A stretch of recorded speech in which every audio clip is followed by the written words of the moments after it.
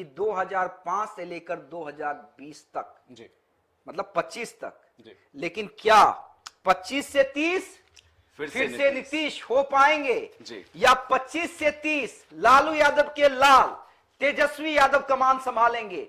देखिए कुछ देर के बाद अपडेट आने शुरू हो जाएंगे राकेश, लेकिन उससे पहले हम महत्वपूर्ण सीटों पर चर्चा कर लेते हैं। और चर्चा करने से पहले हम यह भी बता देते हैं सुरक्षा के कड़े इंतजाम किए गए हैं। बिल्कुल, सीएम आवास पे सुरक्षा बढ़ाई गई है। अब सीएम आवास पे सुरक्षा क्यों बढ़ाई गई है, इसके पीछे भी बड़ा लॉजिक है।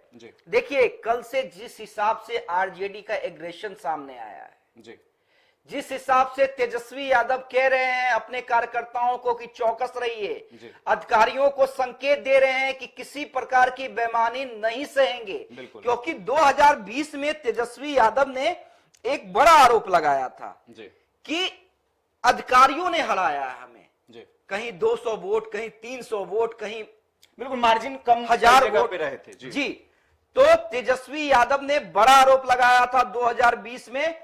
तो क्या 2025 में क्या होगा? इस बार तो धमकी भी दे रहे हैं।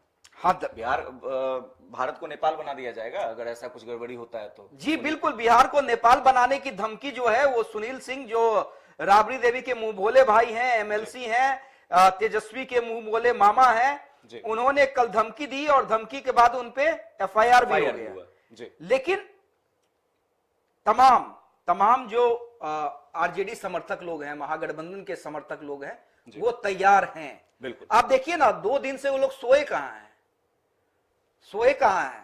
स्ट्रांग रूम के बाहर पहरेदारी, और तेजस्वी यादव का क्लियर मैसेज कि सचेत रहना है। हालांकि बिहार पुलिस, चुनाव आयोग, तमाम लोगों ने अपनी तैयारी की है और सचेत भी किया है कि किसी प्रकार का उपद्रव जो है वो बर्दाश्त नहीं किया जाएगा।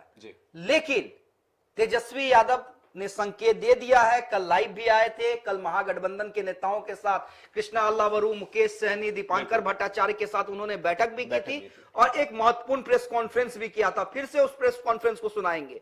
लेकिन इसी बीच नीतीश कुमार के आवास की, मुख्यमंत्री आवास की सुरक्षा जो है वो बढ़ा दी गई है। कई जवान जो हैं वो तैनात किए गए हैं। जाहिर सी बात है मीडिया की चहलकदमी होगी, कुछ भी हो सकता है, तो सुरक्षा नीतीश कुमार के आवास की बढ़ गई है।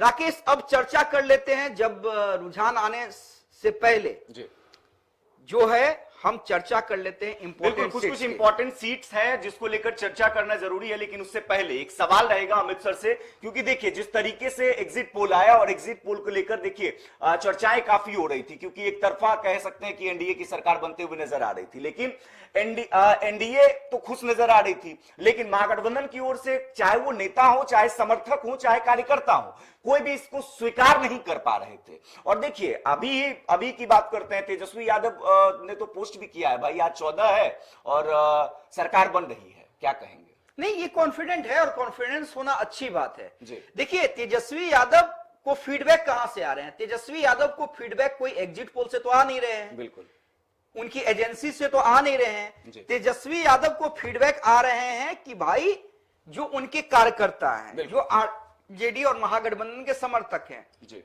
वो लोग कह रहे हैं कि भाई काउंटिंग तो हमारे पक्ष में हुई है, जो वोट पड़े हैं, काउंटिंग नहीं मतलब जो वोट, हाँ वोटिंग तो हमारे पक्ष में हुई है। और जो महिलाओं की भीड़ देख